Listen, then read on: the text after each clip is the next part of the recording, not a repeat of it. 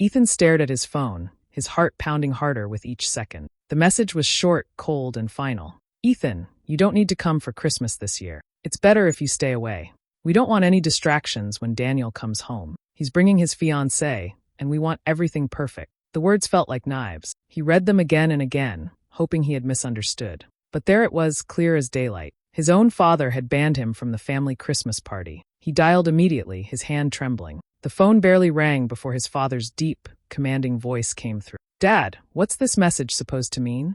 Ethan asked, his voice breaking. Mr. Collins didn't hesitate. "It means exactly what it says. You're not coming. I don't want you there." Ethan felt the air leave his lungs. "Why, Dad? Because I lost my job? Because I'm not Daniel?" His father gave a bitter laugh, the kind that always made Ethan feel small. "Don't make this about your feelings. Daniel is coming home with his success. He's worked hard. He deserves a proper welcome. You're nothing but a reminder of failure. I won't have you spoiling the celebration." The words hit harder than a slap. Ethan leaned against the wall, closing his eyes as memories flooded in, moments from childhood where the favoritism had always been there, unspoken but sharp. Daniel got praised for bringing home a B+, while Ethan's A was brushed aside. On birthdays, Daniel got the bigger cake, the louder cheers, the expensive gifts. Ethan learned to hide his disappointments, to swallow his pride, but deep inside, he always carried the wound of being invisible. And now, on Christmas, the one time of year that was supposed to mean family, togetherness, forgiveness, he was being pushed out like an unwanted guest. "Dad, I'm your son too," Ethan whispered. "You're an embarrassment, Ethan," Mr. Collins replied coldly. "Don't argue. Don't show up. For once, do the family a favor and stay away." The call ended with a click, but the sound echoed in Ethan's chest like thunder. He stood there in silence, his phone slipping from his hand onto the couch. His body shook, not from anger alone, but from the deep ache of rejection. Outside the window, Christmas lights blinked from the neighbor's house, children's laughter filling the air. But inside Ethan's small apartment, it was quiet, heavy, lonely. He had never felt so cut off from his own blood. His father's voice replayed in his head. "You're an embarrassment." Ethan sat down, burying his face in his hand. A part of him wanted to scream, another part wanted to disappear. But mostly, he felt the raw sting of betrayal. Family was supposed to stand with you in your lowest moments. Instead, his own father had chosen to erase him, replacing him with Daniel's success like he had been replaced all his life. And in that moment, Ethan knew something inside him. Ethan wasn't always seen as the family failure. Growing up, he had dreams that burned bright. In school, he was sharp, curious, and full of plans for the future. Teachers often told his parents he had leadership in him, that he only needed encouragement. But encouragement was something Ethan rarely got.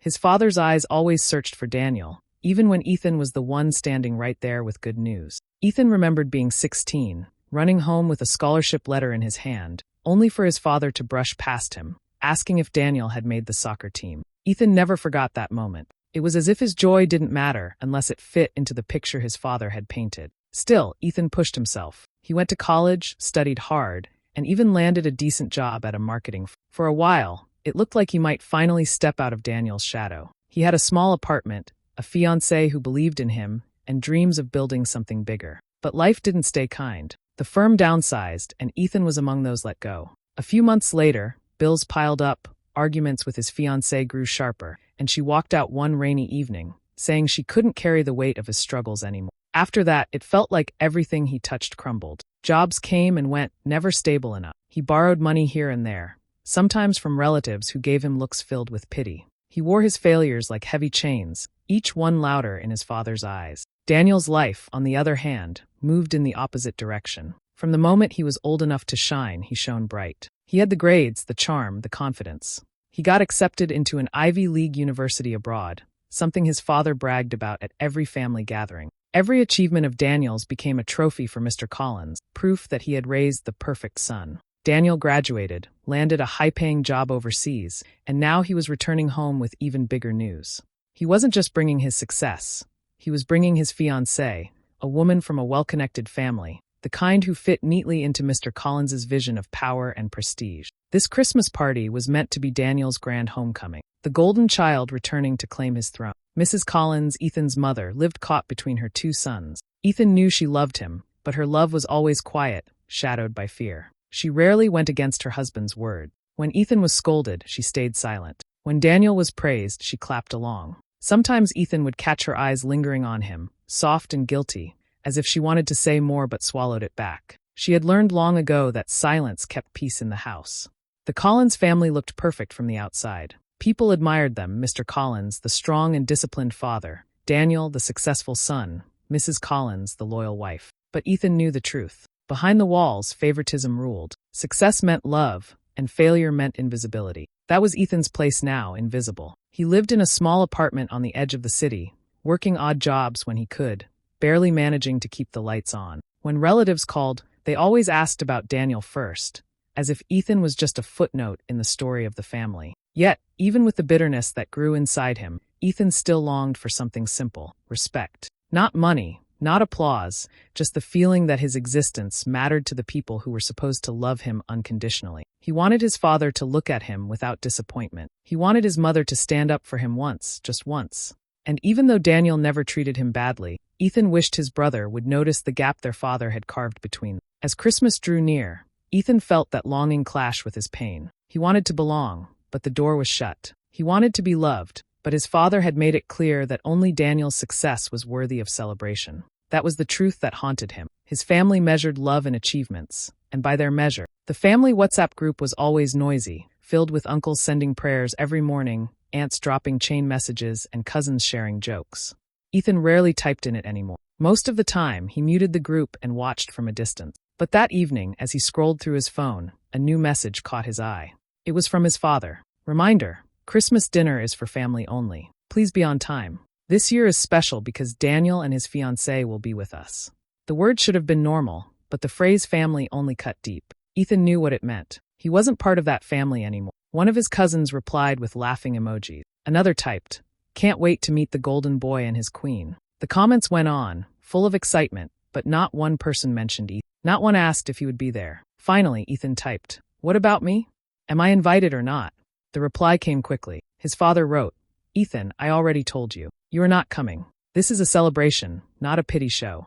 We don't want negativity around Daniel's success." Silence followed. No cousin, no uncle, no aunt dared to defend him. The group went quiet, as if everyone was waiting for his reaction. Shame burned his face even though he was alone in his apartment. He deleted the chat before he could read more. Anger rose in his chest. He wanted to throw the phone across the room. He wanted to scream. Instead, he sat there, staring at the blinking Christmas lights outside his window, feeling like a stranger in his own bloodline. The thought crossed his mind. Maybe this was the last straw.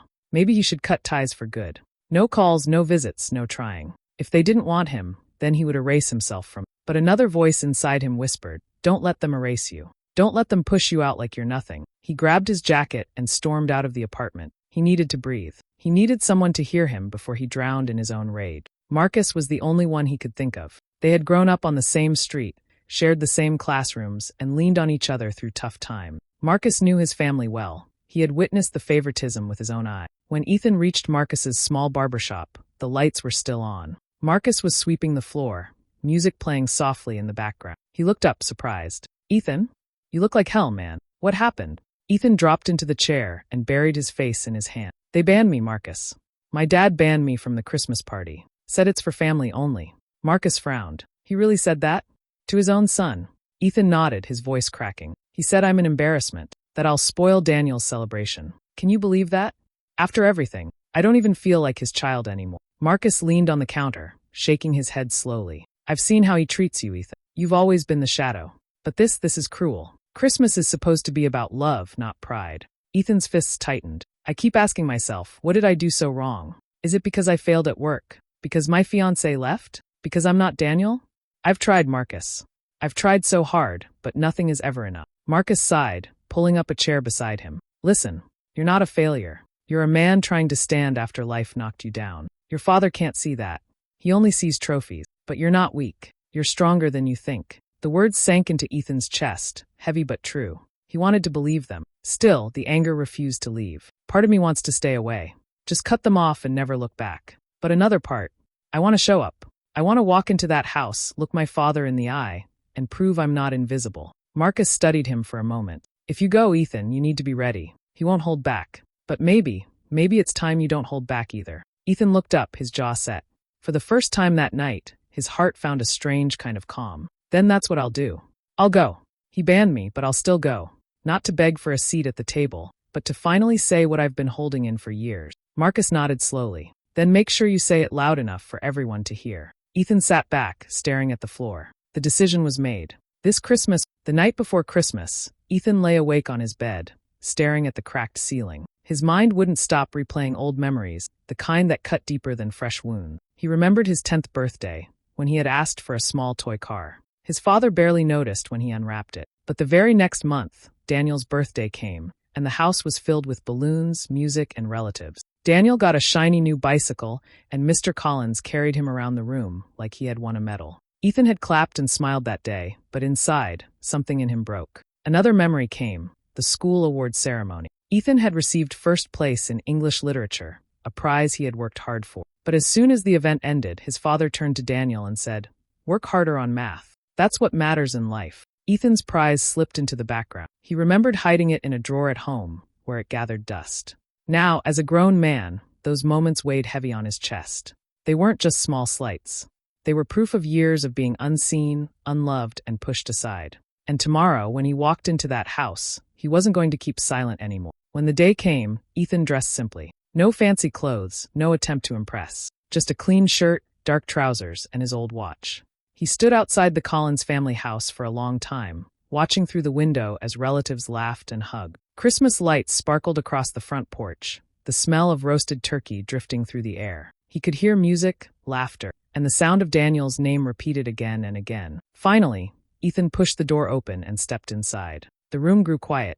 Conversations paused. Some cousins whispered, others exchanged quick glances. Everyone knew he wasn't supposed to be there. Mrs. Collins was the first to move. She rose from the sofa, her eyes wide, her lips parting as if to say something, but nothing came out. She only clutched her hands together. Daniel, standing near the Christmas tree with his fiancée, lit up when he saw Ethan. "Brother," he exclaimed, crossing the room quickly to hug him. "I didn't know you'd be here. I'm glad you came." Ethan hugged him back briefly, but his eyes searched for his father. Mr. Collins stood near the dining table, a glass of wine in his hand, his jaw tight, his eyes cold. "Well," Mr. Collins said, his voice cutting through the silence.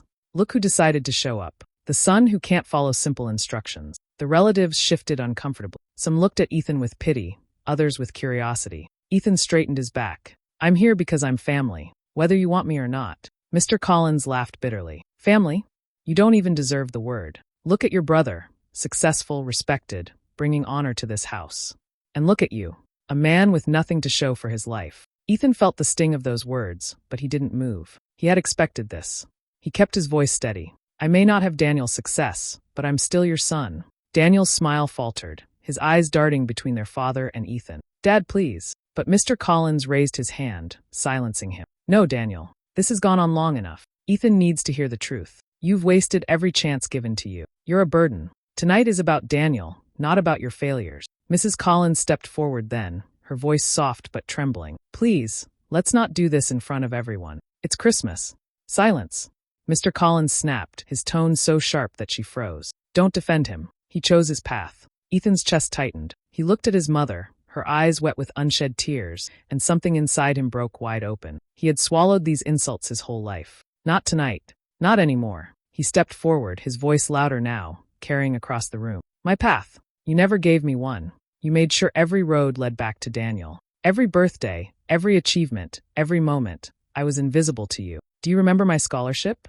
Do you remember my awards? Do you remember when I worked day and night just to prove myself? No, you don't. Because nothing I did mattered unless Daniel was the star." The room was silent. Relatives froze, their eyes fixed on him. Ethan's voice cracked, but he pressed on. "You call me a failure, but you never once asked me what I was going through. You never stood by me when I lost my job, when I lost my fiancé, when I was fighting just to breathe. You didn't see me, Dad. You only saw Daniel, and you made me believe I was worth nothing." Gasps came from a few relatives. An aunt whispered, "Lord of mercy," under her breath. Daniel looked shaken, his fiancée gripping his arm nervously. "Ethan," he began softly, but Ethan raised his hand. "I'm not saying this to hurt Daniel. I'm saying it because I refuse to stay silent any longer. You've built this family on comparison, on pride, on favoritism, and you've broken me piece by piece.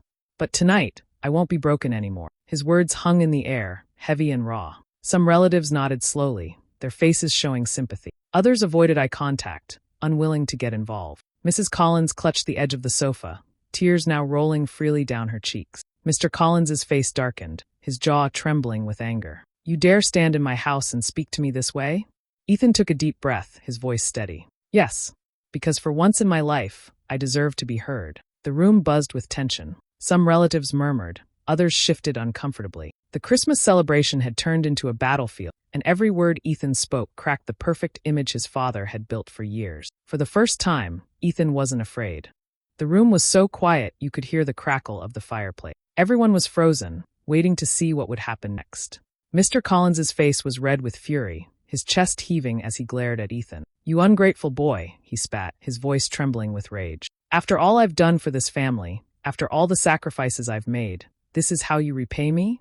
By shaming me in front of everyone? Let me tell you something, Ethan, you are no son of mine. The words hit the air like a gunshot. Gasps filled the room. An uncle coughed nervously. A cousin shook his head, whispering, That's too much. Mrs. Collins pressed her hand against her mouth, her whole body trembling. Ethan stood there, his body numb. He had always feared those words, had imagined them in his darkest moments, but hearing them out loud was like being stabbed in the chest. He opened his mouth to respond, but before he could, Daniel stepped forward. Enough, Dad. The room turned to him. Daniel's voice was calm but firm, his usual smile gone. He stood between Ethan and their father, his eyes steady. Don't talk to him like that, Daniel continued. He is your son, and you don't get to erase him just because he doesn't fit into your idea of success. Mr. Collins frowned, clearly taken aback. Daniel, stay out of this. You don't understand. No, Daniel cut in louder this time. I understand more than you think. You've put me on this pedestal my whole life. But do you even know what it's done to me? Do you know what I've been carrying? Whispers spread among the relatives. Daniel's fiancée touched his arm gently, but he shook her hand off, his eyes fixed on his father. Everyone here thinks my life is perfect, Daniel said, his voice breaking for the first time. But the truth is, it's not. I lost my job abroad months ago. The company downsized, just like Ethan's did. I've been pretending everything is fine, but it's not. I'm drowning in debt, and I didn't even know how to tell you because I knew you'd see me as a disappointment too. The room went silent again, shock written on every face. Mr. Collins blinked, his expression unreadable. Daniel turned slightly, his eyes flicking toward Ethan. And as for my relationship, it's not what you think. My fiancé and I were barely holding on. We argue more than we laugh. Half the time, I wonder if we'll even make it to the wedding. His fiancée looked down, her cheeks flushed, saying nothing. Daniel took a deep breath, his voice heavy with emotion. Dad, I've envied Ethan for years. Not because of what he has, but because of who he is. He falls, yes, but he keeps getting back up. He survives without your praise, without your approval. Meanwhile, I've been trapped under your expectations, terrified of failing, terrified of losing your love. I look successful on the outside, but inside I'm breaking. Ethan stared at his brother, stunned. He had never imagined Daniel carried such pain. For years, he had seen him as untouchable, the golden child who had everything. Now, in front of everyone, Daniel was tearing down that illusion. Do you know what it feels like, Dad? Daniel continued, his voice louder now. To know that your worth in this house depends only on your achievements? To feel like if you slip even once, you'll be nothing? You made me into your trophy, and I've been suffocating under it. I may look like the golden child, but I'm just as broken as Ethan. Maybe even more. Mr. Collins's hand shook as he set his glass of wine down. His eyes darted between Daniel and Ethan, his mouth opening and closing, but no words came out. For the first time, he looked uncertain, almost small. Mrs. Collins stepped forward, her voice trembling. Do you see it now? She whispered. Do you see what you've done to them?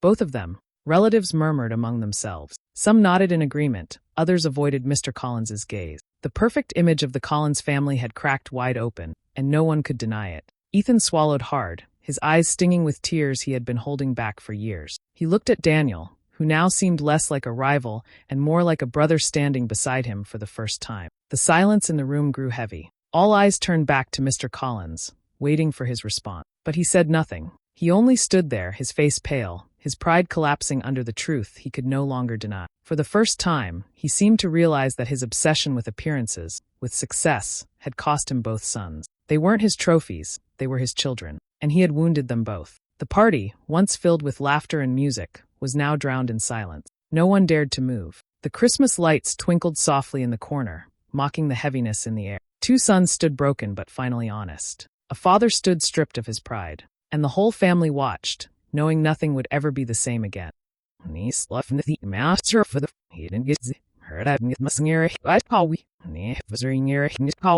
Das have been out for them in my das brother first when a mom elks in hurry so we mean saw hand in his open sir the theater well so the nice that I get our cigar saw had das nickazim man now my dear forget left he'll not life in the snow worth next in the theats naked charberry and look swasser the offer very even snims dash that say on and now having a view das like but say that I guess that's what's the or wouldn't wait then and I know that will the what Elion now fish no so I give my house in the little hot sea bombs now didn't the theater it was serious that's not where I lost that he must see you and didn't say that he'll fast that's mom says the lock both didn't oily now we're having our from it sis now as he's looking it on sis nail kissing it on him the what Miss Ushker fluffy fails in a master for the fabric of fuss medley he lulls Sir Murph with Merlin does sit up in my werewolf Snemo Murph so from the theme him vigor nothing vigor find a whoops for the shot why is there usually nothing but a shot